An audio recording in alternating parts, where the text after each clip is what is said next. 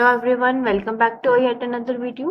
तो आज की वीडियो में हम लोग सीखेंगे कि एजिंग रिपोर्ट का किस चीज के लिए यूज होता है। तो सबसे पहले हम अपने सॉफ्टवेयर में लॉगिन कर लेंगे। लॉगिन करने के बाद हमारे पास MIS में जाके हमारे पास रिपोर्ट आती है एजिंग रिपोर्ट। हम यहाँ पे जब क्लिक करेंगे तो एजिंग रिपोर्ट ओपन हो जाएगा।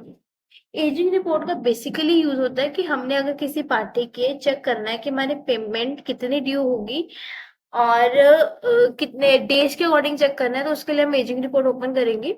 एजिंग रिपोर्ट पे क्लिक करा हमने। यहाँ पर आप डेट सिलेक्ट कर सकते हो कि किस दिन तक की आपने चेक करनी है। उसके बाद यहाँ पे सिलेक्शन पे जाके अगर आपने परचेज की चेक करनी है तो ऑन ट्रांजेक्शन परचेज करोगे, अगर आपने सेल की चेक करनी है तो प्रोविजन ऑन ट्रांजेक्शन करोगे। तो सबसे पहले हम जैसे हमने परचेज की सिलेक्ट करनी है, आपने कितने कितने दिन के बाद चेक करनी है, 30 डेज के बाद कितनी पेमेंट रहेगी, 60 डेज के बाद। ये अगर आपने अपने अकॉर्डिंग डेज लिखनी है, जैसे मैंने सपोज को 10 डेज के बाद देखनी है, कोमा डाल के मैं 20 डेज लिख सकती हूँ, कोमा डाल के 30 days, and then 40 days, then 50 days.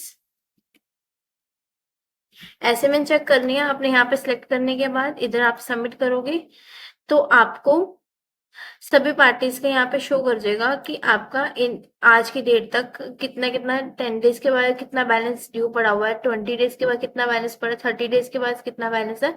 तो इस अकॉर्डिंग आप इसे चेक कर सकते हैं। यही अगर आपने सेल के लिए चेक करना है उसके लिए अगेन आप MIS पे क्लिक करोगे। MIS में जाने के बाद एजिंग रिपोर्ट पे क्लिक करोगे।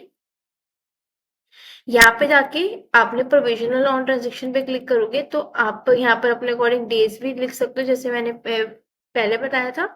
सबमिट करोगे तो आपको इधर आपके पास जितने भी सेल्स के हैं, आपकी कितनी पेमेंट 30 डेज बाद देनी, कितनी पेमेंट 60 डेज के बाद ड्यू है, 90 डेज के बाद कितनी है, 120 डेज के बाद कितनी है, एंड सो ऑन। तो इस तरह हम एजिंग रिपोर्ट चेक कर सकते हैं। Thank you so much, keep watching.